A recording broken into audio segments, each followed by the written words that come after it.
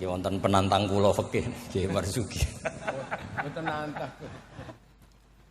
Lalu ini alhamdulillah wau Kiai Marzuki mun panjang lebar rangno fikih. Dan alhamdulillah tuduhannya selalu gak sah. Nggih. Ini gak berani gak kunut. Bisa dicoplok dari tanfidiyah kalau bilang. Meskipun ngajinya kunut itu sunat, tapi ngalang-alangi wajib itu politik dan identitas. Jadi mulai dulu itu kiai itu dicari celah salahnya. Dan itu seni jadi kiai.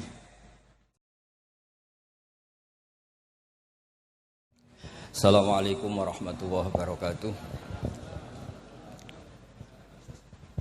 Bismillahirrahmanirrahim. Nahmaduka ya ghafuru ya syakuru wa sholli wa sallim barik ala sayyidina Maulana Muhammadin wa ala alihi wa sahbihi asma'in nama ba'du. Tengersa para alim alamah, para kasepuhan, para kiai ingkang sangat kula hormati. Utamanipun Kiai Haji Ahmad Mustofa Bisri sedanten keluarga wonten Gus Yahya Gus Menteri sedanten wonten kiai sepuh wonten iki wonten penantang kula fikih Kiai Marzuki. Mboten nantang. Iki Malang mboten niku. Dados kapan-kapan struktural pengurus NU niku piyambake Suriah mawon ampun tanfidiyah. Nggih kula memang dari awal kepengin takdim teng Mbah Mus, kula mboten biasa pidato lami kados Kiai Marzuki. Kula 20 menit. Ngeten nggih. Jadi fikih kita niku fikih Syafi'i. Imam Syafi'i itu ngaos kalian Imam Malik. Ngaos usul fikih kalian Muhammad bin Hasan Asy-Syaibani, muridipun Abu Hanifah. Niki penting kersane sanad terjaga. Teng mriki riyen wonten Kiai Bisri, murid saking Kiai Khalil Harun. Kiai Khalil Harun keluarga sarang, muridipun kakake namine Umar Harun. Riyen alim-alime Kiai Sarang sakwise angkatipun Mbah Ghazali, angkatanipun Mbah Ghazali Kiai Umar Harun, termasuk guru-gurunipun Mbah Dowi, gurunipun Mbah Muhaimin.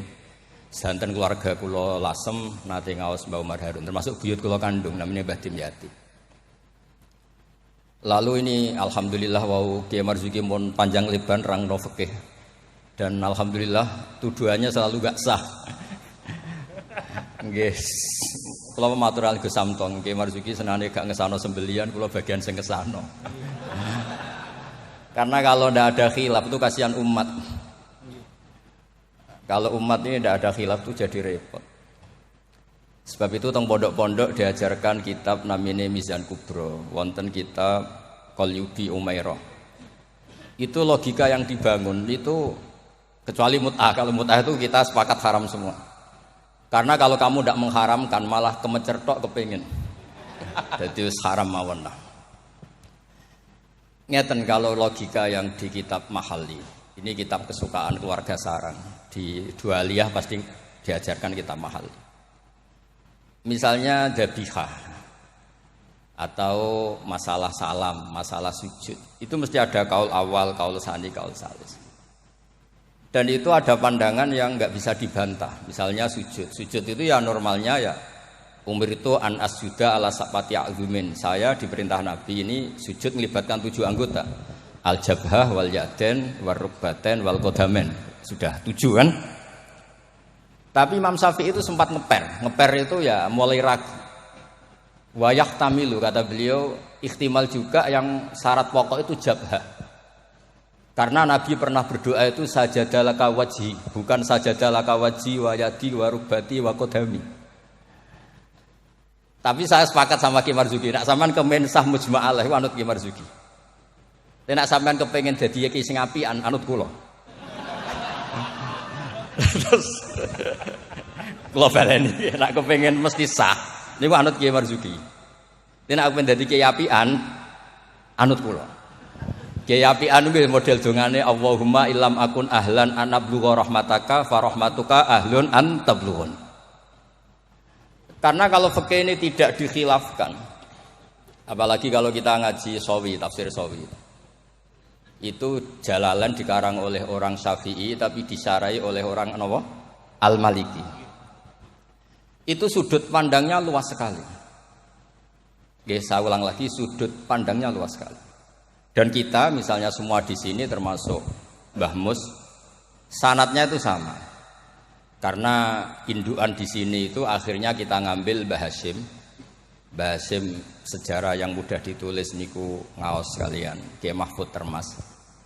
Kiai Mahfud niku riyen ngaos kalian Sohibul I'anah Said Abi Bakar Sato.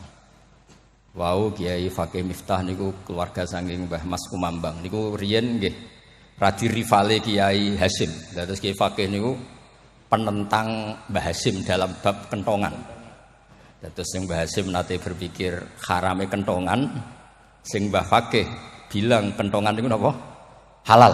Padahal itu Rois Am kalian wakil satu. Nggih akhirnya nggih lucu. Cerita yang beredar sing terkenal riyen keluarga mriki nggih ngaos teng Mbah Dimyati Termas, adikipun Kiai Mahfud. Niku cerita yang terkenal itu Kiai Hasyim mau rawuh ke Termas, semua kentongan disembunyikan termasuk beduk. Mbah Hasyim sempat GR, wah bagus-bagus anut madzhabku. Setelah jagongan sama Kiai Dimyati, adiknya Kiai Mahfud, santri yang lugu itu matur, "Mbah, kentong beduk sudah disimpan, aman." Ternyata kok bodon-bodonan tok untuk menghormati napa? Mbah Hasyim.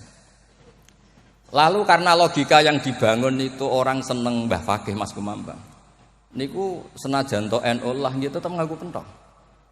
Kiai Fakih itu mboten trima nak kentong itu disamakan dengan nakusun nasoro, kentongnya tiang Nasrani. Karena fungsinya niku tiang kebakaran nggih kentongan, tiang banjir nggih napa? Kentongan. Jadi tidak identik untuk manggil orang ke napa? Biak atau ke kanisahnya orang Nasrani. Jadi kunane kuno, khilaf itu harus kita jaga. Ya saya ulang lagi, khilaf ini harus kita jaga. Ikhtilaful a'immah napa? Rahmah. Tapi tadi basisnya harus ngaji. Dulu itu ya orang sholat jenazah itu ya normal. Jenazahnya di depan, yang nyolati ya di timurnya berarti kalau di Indonesia. Lalu ya ada saja yang usil, itu syarat sah apa adat? Ya ada ulama yang mungkin ya kados Mbah Marzuki, syarat sah. Terus ditakoki, "Lah nek salat gaib piye? Mayite ning Surabaya salat gaib wong Rembang." Akhirnya mulai ngeper. Yang syarat di depan tuh imam bukan jenazah. Wah, akhirnya ya wong akeh. Wong akeh nggih tiyang kathah terus. Ya nek jenazah ana ning ngarep, nek jenazah ana ning gurilah. Lah itu kan logika fikihnya kacau. Kaconya itu ya itu syarat sah apa syarat adat? Artinya hakadza wajadna salafan wa khalafan. Tawaf di Ka'bah juga gitu. Imam Syafi'i itu bersikukuh kalau tawaf terlalu dekat itu enggak sah. Alasannya di situ ada tonjolan sadarwan, tonjolan pondasi. Jadi kamu tidak mengitari Ka'bah tapi di atas Ka'bah. Tapi kata Imam Malik, kata Imam Hanifah ya ora apa-apa. Ngono iku wis keceluk mubeng kok repot. Jadi memang mulai dulu, saya ulang lagi mulai dulu. Itu lama enggak debat itu enggak bisa. Karena di ranah yang tidak al-usuli, tidak masalah akidah, itu sudut pandang itu luas, midan kalau orang bilang midan. Sebab itu riyen setiap ulama nanti diguli. Wah, habis-habisan. Abu Hanifah nanti liwat tenggene daerah wisata. Kathah penyanyi-penyanyi wedok nyanyekno tiang-tiang suga-suga wong lanang-lanang. Bareng Abu Hanifah rawuh lewat iku menengcep, mohon niat iku menengcep. Abu Hanifah ngendikan ahsantunna. Terus imam yang rival beliau, Ibnu Abi Layla itu rival beliau. Suatu saat ada masalah di pengadilan, Abu Hanifah jadi saksi. Kamu tidak sah jadi saksi. Karena ketika melihat penyanyi-penyanyi kamu bilang ahsantunna, kamu bagus. Kalian semua bagus. Itu tidak sah. Masa kiai kok ngelegalkan apa penyanyi-penyanyi cewek, penyanyi-penyanyi putri. Kata Abu Hanifah, saya bilang gitu itu ketika diam apa ketika nyanyi? Ketika diam. Lah ya maksud saya ya pas diam itu bukan pas nyanyi. Jadi mulai dulu itu kiai itu dicari celah salahnya. Dan itu seni jadi kiai. Jadi kalau tidak ada orang yang menyalahkan itu mungkin nggih kirang cerdas. Lalu kalau matur Gus Samtong, kowe kudu khilaf mbek Gus Sulil, soalnya mantu-mantu saingan lah. Saingan kerebut warisan nopo lah pokoknya saingan. Ya maksudnya warisannya kiai kan yo ilmu katanya. Karena kalau enggak saingan itu terus nopo, enggak mutu. Nah. Oh kan kula matur Gus Sulil, Jenengan pun ngorek ihya terus to, sekali-kali ngorek fikih. Nek ngorek ihya ku enak wayang bagi, nek fikih kan ya jibu alika.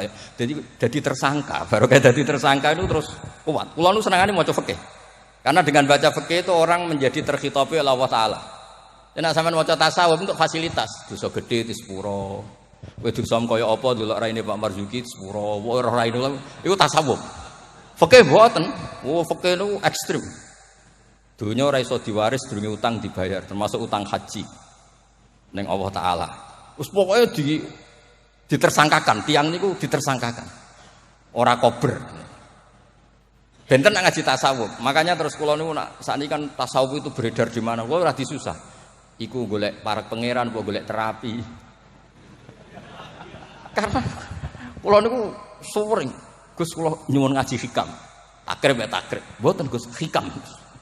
Maksudnya piye karena terus ayem ngono kan jadi gampang kabeh.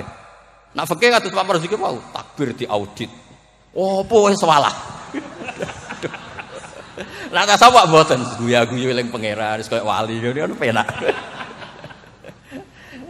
Fikih niku seruwe pot muni Allahu Akbar kepanjangan A niku nggih salah. Allahu Akbar iku salah, itu jadi istifham. Berarti maknane apakah Allah itu maha besar? Tapi nak cara kula iku sing maknane istifham Pak Marzuki sing maca dhewe iku maksude ya Allah Akbar Allah maha besar. Wong sing maca dhewe kok sing maknane. Jadi niki tapi kena mesti kepengin sahanut Pak Marzuki. Tapi wae nak kepengin dadi kiai apian anut kula.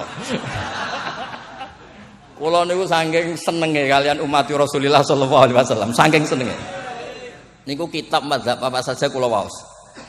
Untuk supaya wong Indonesia iku ya ana sae lah. Wong-wong dia ya darani rasalah niku nggih. Ana sae tak golek-golekno. Wes golek-golekno. Nanti mungkin Pak Marzuki nyari masalah warid sama maurud. Itu di antara kelebihan Imam Ghazali. Awal ngarang Ihya itu di bab Thaharah. Di bab Al-Muzal wal Muzalbah. Itu di antaranya beliau tidak membedakan antara air dikucurkan sama air najis baina ijanatin biama wa baina iradil ma. Termasuk enggak bedakan masalah kulate. Sudah sadar termasuk. Karena yo repot. Terus mun maos lho. Terus kula niku alhamdulillah kula niku diundang pengajian umum nak mboten wong sepuh ya mboten purun. Terus jangan berharap Gus Samtong, Gus Takiuddin bisa ngundang kula. Nate ngundang kula mboten purun. Mbah Mas Duki ampun kapundhut. Nah, Mbah Mus mboten wani kula. Kula nu sing mboten wani nolak niku Khori Mbah Hamid, mergi Mbah Hamid itu misanane Mbah kula. Mbah Mus. Nek sing nom-nom ngundang niku nggih radi kualat kira-kira ngoten. Mboten krana napa-napa, kula niku nyen kiye tenan, maksudnya mulang ngaji terus mboten. Nak Pak Marzuki radi petarung ya. Petarung ya, Ban. Wonten mawon korban ini wonten mawon sing mboten san mboten.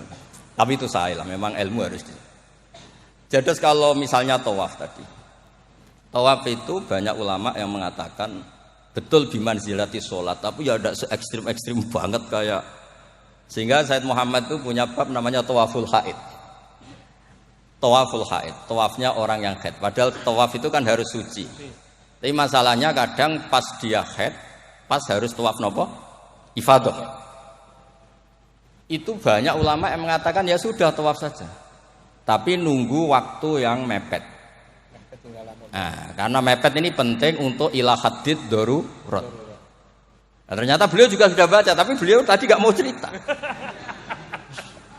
Senengane ku ndelok wong wedok sing kata aurati lho, kok iso roh lho. Kula niku nggih suwae niki ngaji rilek mawon. Kula pancen kula niku bapak kula niku seksine nggih Mbah Mus, bapak kula niku seneng guyon. Bapak kula pesene hak kena ngaji ku guyon. Wong ning omah wis mikir utang, mikir macam-macam. Lho bareng ngaji kok mbok teror gak sah niku. Sakake maksudnya niku. Rai-rai bingung niku kan pun kathah. Dadi ngaji ku guyon, santai mawon. Tapi mboten tasahul. Saya ulang lagi tidak tasahul. Ada dua orang itu sering naudzubillah ya, sering selingkuh, nakal lah. Ya nasabnya agak jelas namanya orang nakal. Ini cerita di kitab Mizan Kubra.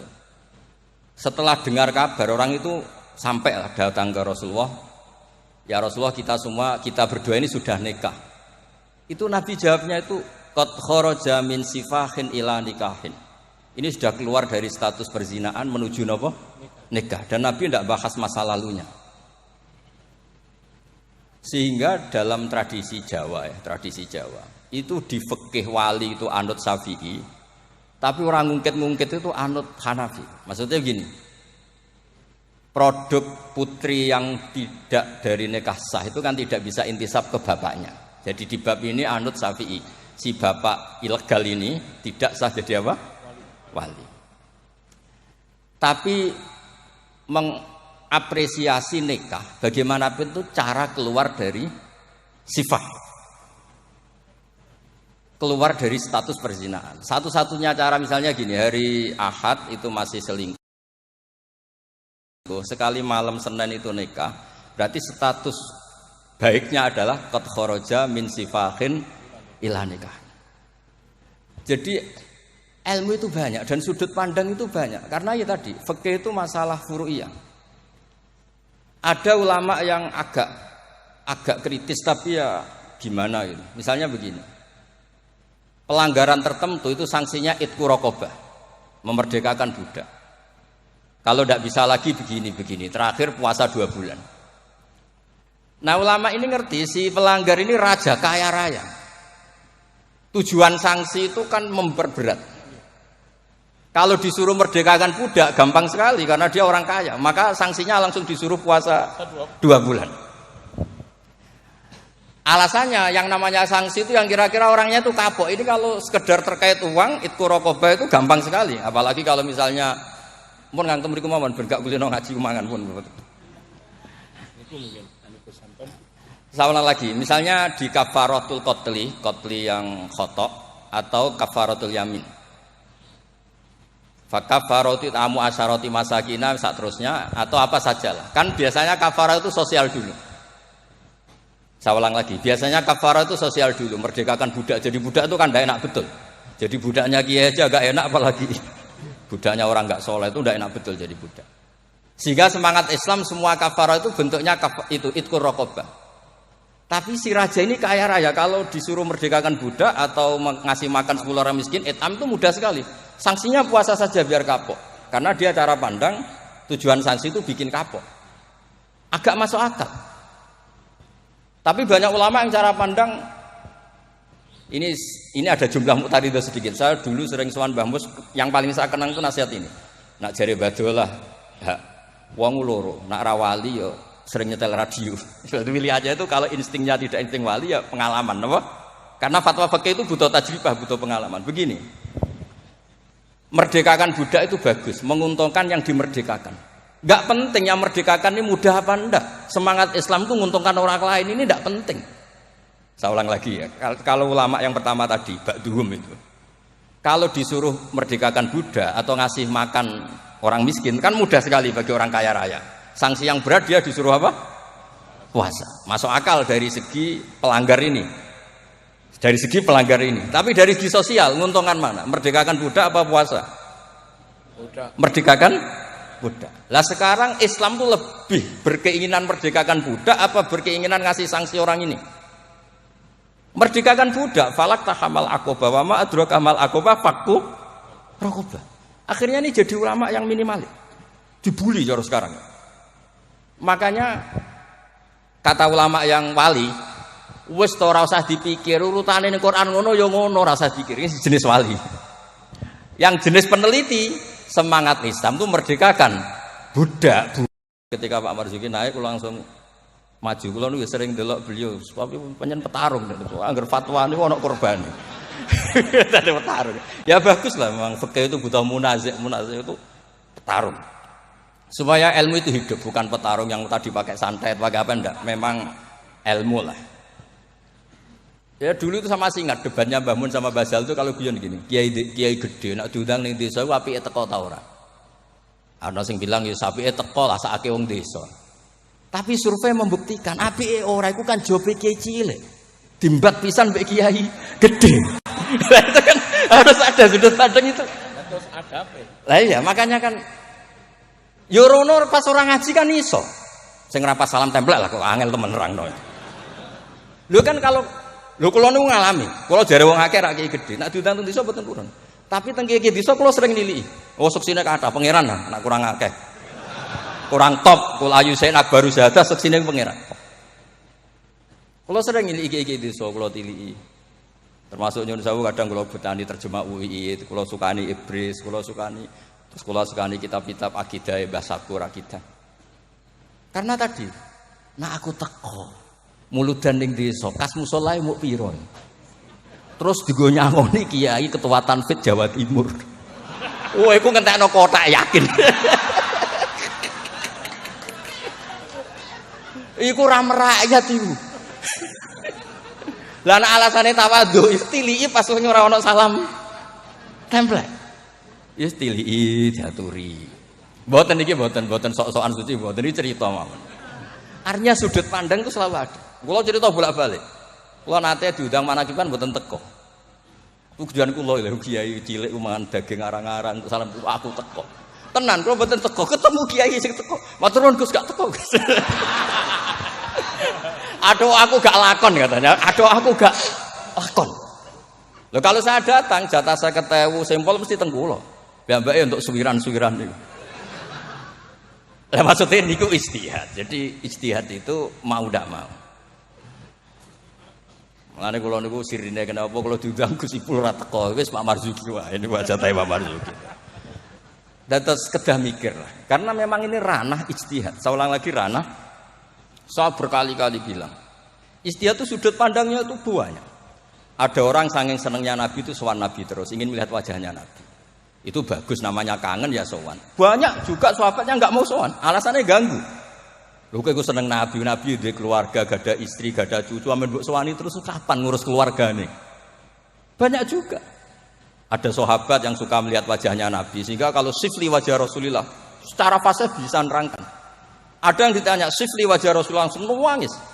Saya ini tidak pernah melihat wajahnya Nabi, tapi Anda kan sahabat. Saking takzim saya tidak berani menatap muka Rasulullah sallallahu alaihi wasallam. Ada ulama yang sholat sof awal terus wali, yang pol guri ya wali ketika ditanya kok sok-sokan suci wani kok ngarep. Jadi nak sholat kok guri terus, ya dadi wali. Banyak juga wali yang ditanya kalau kamu di surga keinginan terbesar apa? Kata wali-wali kan an-nadzar ila wajhillahillah taala, melihat Allah taala. Kalau dia enggak, unazzihu dzalikal jamal an-nadzari misli. Meripatku tahu dangdut, meripatku tahu gambar sing ora jelas-jelas. Maka akan saya sucikan Allah dari mata yang sudah pernah macam-macam. Dia ono wali sekepening swarga gak pendelok pangeran. Unazzihu dzalikal jamal an-nadzari misli. Allah akan saya sucikan dari pandangan saya karena pandangan saya ini sudah sering maksiat. Karena kalau kita melihat Allah GR hanya mentang-mentang Rois Tanfid Jawa Timur misalnya. Terus ditakoki pangeran. Kowe meripat yang sama, tahu bogo maksiat ta ora? Nate Gusti. Kok bodol aku? Iku yo repot. Dadi mboten iki cerita mawon nak nglarakno atine Pak Marzuki kersane dadi kafarah nggih. Ya karena bagi yang tidak disahkan tadi mungkin yo gelo maksudnya itu. Nggih, mungkin nggih gelo. Tapi memang dimuin seperti yang dikatakan. Makanya beliau fair secara ilmu itu dimuin. Tapi nanti kalau sudah ngaji Mahali, Qalyubi, Umairah, terus Mizan Kubro, khilaf-khilaf itu banyak. Kayak tadi qat'ul khulqum itu semangatnya itu qat'u yang izhakur roh apa qat'u yang potong. Nah, itu kan ulama masih terus berdebat. Ya namanya ulama itu tadi cara pandang itu pasti banyak. Makanya kenapa itu ada khilaf. Bahkan semua muridnya imam itu akhirnya mengkhilafi gurunya. Fa inna Ahmad niku muridnya Imam Syafi'i, tapi khalafa Syafi'iyan. Wa Syafi'i muridnya Malik, akhirnya khalafa Malikan. Kenapa menjadi khilaf? Karena sausé diangen-angen niku nggih. Misalnya Jumatan. Jumatan itu cara jenengan itu kan harus orang 40 syarat sah. Tapi pertanyaannya, kampung situ yang mau Jumatan baru 20 kok disuruh berapa? 40. Wong sing gelem Jumatan mau 20 dikongkon pinten? 40. Jadi sudut pandang itu terus kenapa kok 40? Katanya kalau 40 itu mesti ada walinya. Lah sekarang orang 1000 pun enggak mesti ada walinya. Terus kedua, dikatakan 40 itu mesti jam'un kelompok. Lah 12, 20 juga sudah bisa disebut apa? Jam'un sudah dikatakan kelompok. Mulane kula nate Jumatan teng pedalaman Purwodadi. Kula riyen sering ngebis teng Jogja lewat Pati Ngidul. Pas wae Jumatan niku tiange namung 6 napa 12. Santri kula niku tamat MGS Sarang. Ya mbeki ada kula mboten. Jenengan mboten ada gak. Niku maca Fatihah Pak Marzuki. Niku kaya wong ape kelahiran niku cerita bolak-balik. Bismillah wis kados perjuangan tenan. Aku ngomong ngene, aku sing menusa ora mentolo ora ngesahno apa meneh pangeran. Mergo macane Fatihah. Wis dinas wis perjuangan. Kaya wong ape kelahiran. Aku nak ape ada iku Allahu arhamu minni. Umpama aku juri we tak sahno mergo ora mentolo apa meneh pangeran. Mosok wis kangelane ngono, hasilé mboten apa? Sah. Mboten iki cerita mengke penantang pakainya anak badhe ngendikan nggih monggo. Karena ini agak dolim saya, karena kan saya kedua. Tapi enggak apa-apa nanti Mbak Mus mesti pareng kok kalau jenengan bantah saya lagi enggak apa. Tapi kok ngarepe pangeran duet malah, dubat lagi nanti. Nah, debat malah ngarepe pangeran kadose menang kula karena kebetulan secara status niku wong sakit mai Quran, ahlul Quran, ahlu wa khosotu. Kayaknya saya agak spesial lah teng mriku nanti. Terus ilmu itu harus tadi, saya ulang lagi. Karena kalau pertanyaan itu bisa mujab, bisa nafi. Saya ulang lagi, pertanyaan itu bisa mujab, bisa nafi. Misalnya begini Pak Marzuki, dibalik pertanyaannya. Wong sing isane salat muk ngono, iku apike salat apa ora salat? Dibalik pertanyaan. Ndak ini MC-nya maaf ya, nanti setelah ini Pak Marzuki lagi terus saya ndak akan bantah lagi. Karena saya ini wong legowo lah. Mbok beliau ngadili kayak apa saya insya Allah ya ndak mandi, nggak ngefek. Cara kula wong partai politik loyalis saya terlalu fanatik. Nggak ngefek. Pertanyaannya sih dibalik. Dhisik ceritane Wali Songo iku salat sementing salat rubuh gedang lah.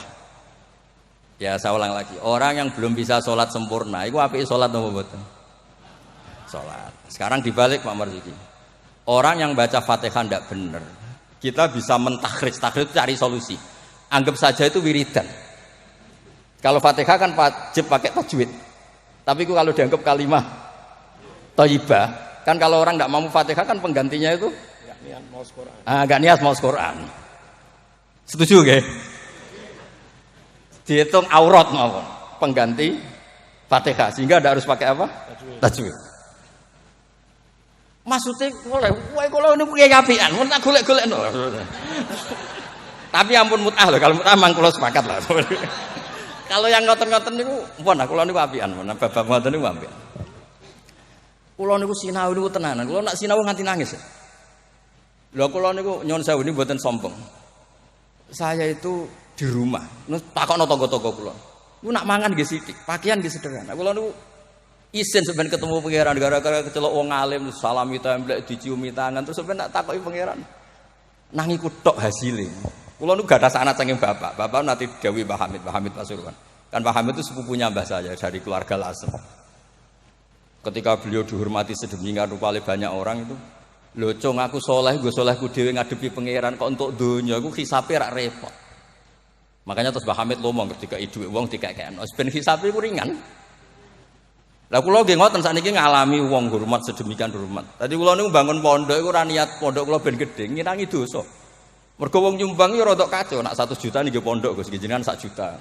Cara 100 juta sing kula pribadi mungkin nggih polah mun nyimpen tiang kathah wau cara Pak.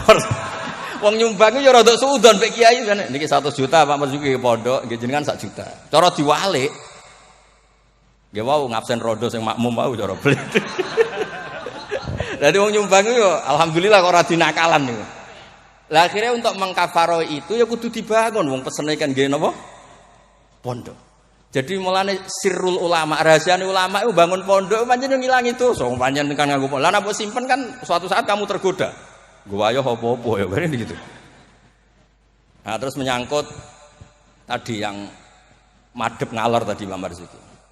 Kita yang orang NU kan sering dikritik mereka bahwa Rasulullah itu idan sorofa min sholati itu akbala alina biwajhi. Memang akbala alina biwajhi. Jadi kalau versi mereka benar-benar menghadap ke timur. Terus kiai kita kompromi, ya sora madhep wetan tapi madhep ngalor. Ya resikonya tadi pelengahan tadi. Itu saya tahqiq baca di Fathul Bari di sarahnya Bukhari. Filosofi Nabi menghadap ke andekan di Indonesia ke timur, kalau konteks Indonesia ke timur, itu untuk memaklumatkan kalau sholatnya sudah selesai. Jadi sebetulnya itu bisa diganti gerakan apa saja yang memaklumatkan kalau sholat itu sudah apa? Selesai. Takutnya Nabi ada orang yang iktamma bihi walam yadri annahu qad qada sholata. Takutnya itu ada orang makmum ngiranya Nabi fi sholatin ternyata sudah ada sholat. Berarti apa? Makmum ini robtus sholatihi biman laisa fi sholatin. Berarti makmum ini menggantungkan sholatnya sama orang yang sudah tidak sholat. Misalnya begini, andekan Nabi tetap posisi tahiyat akhirah madeg ini. Nabi tentu khusyuk anteng. Terus Gus Samton datang, ngiranya saya masih sholat makmum. Usolli apa makmuman. Padahal hakikat saya sudah tidak sholat. Berarti apa? Menggantungkan sholatnya, diikatkan sama orang yang sudah tidak. Nah karena Nabi takut seperti itu, beliau menunjukkan satu gerakan fisik yang menunjukkan kalau beliau sudah tidak sholat. Makanya sirinya kiai-kiai alim itu kalau misalnya nggak merubah posisi karena sanad torekohnya gitu, bilang astaghfirullah mesti kenceng. Bersalam astaghfirullah. Karena ini untuk memaklumatkan ini sudah ada sholat. Ya clear nih. Maksudnya itu pentingnya ngaji tenanan, maca kitab tenan. Kulo nak diundang tiyang nak mboten pernah sepuh tak anggap haram tenan. Sesuatu haram tenan. Karena yang belum diundang pun kata lah sudah lah. Kalau yang sing sinau tenanan sudah bisa dihitung dengan jari. Jelas termasuk kula lah, mboten niat sombong termasuk kula. Nah Gus Samtong ora percaya saingan mboten apa. Mau ge cocokan wae kula. Ora apa Gus, bisa wajar. Nak tengen kula tak kei kitab. Mboten ate kula tangkel iki mantune mbahmu semari dase gede, pokoke kok takon ngaji wis kula cucu-cucu Basim banyak ngaji sabut nate kula tangkleti macam-macam. Jadi penting supaya kenapa tradisi thariqah banyak orang-orang soleh yang tetap menghadap barat, tapi astagfirullahnya dikeraskan untuk maklumat kalau beliau sudah enggak sholat. Jadi enggak apa-apa sampai ndak akbal alil wasi enggak apa-apa. Karena sudah kadung dipakai kubu sebelah tadi itu. Biasanya orang kalau sudah dipakai ya sama seperti nasibnya kunut. Jelas mazhab Hanafi itu tidak kunut. Orang Syafi'i kunut. Tahu-tahu sekarang jadi politik identitas. Ini enggak berani enggak kunut. Bisa dicoplok dari tanfidiyah kalau bilang. Meskipun ngajinya kunut itu sunat, tapi ngalah-ngalahi wajib itu politik dan identitas. Berisiko betul. Makanya pernah Allah Ta'ala disifati aja agak terima pernah. Assalamualaikum warahmatullahi ta'ala wabarakatuh. Ada ta'ala. Padahal ta'ala maknanya moho luhur. Mubalek berikutnya karena tidak ormasnya tidak sama. Assalamualaikum warahmatullahi tanpa ta'ala wabarakatuh. Wong kok hasute ngono. Wong apa disifati ta'ala kok tidak terima. Assalamualaikum warahmatullahi tanpa ta'ala. Jadi kalau nuruti kelompok itu nggih ngoten niki pun napa nggih petarung yang baik pun napa pembanding yang baik nggih. Niki kula sudahi mungkin nek piyambake badhe bantah nggih monggo dan saya tidak akan bantah lagi. Nggih pokoke kula suwun perilaku yang salah dibenerin sesuai dawuh Pak Marzuki, tapi nak kadung kowe ra iso. Tak golek-golekno dalil. Wes aku nak ketemu Nabi itu yang sah. Nabi nak ngendikan wong dosa ngene elek. Tapi Nabi yo ngendikan syafaati li ahlil kabair min mati. Yo nyalahno tapi nek kadung salah yo disafaati. Ora kadung salah dibles. Assalamualaikum warahmatullahi wabarakatuh. Boten klarifikasi. Sami kok. Terus. Mboten dalem nderek Ki Mas Duki menawi mulang santri kenceng. Menawi teng masyarakat awam. Ya Mas Duki niku menten tiyang tatuan iki kula tatuan salat sah. Kula belajar salat dereng apal Fatihah, wis maca tasbih sah. Ra apal apa-apa sah. Kula tiyang Jepang isone nyuwun sewu. Napa niku? Inna sholati wa nusuki wa sah. Jadi kenceng niku namung teng pondok mawon. Lah niki keluarga pondok dikencengi. Wassalamualaikum warahmatullahi wabarakatuh.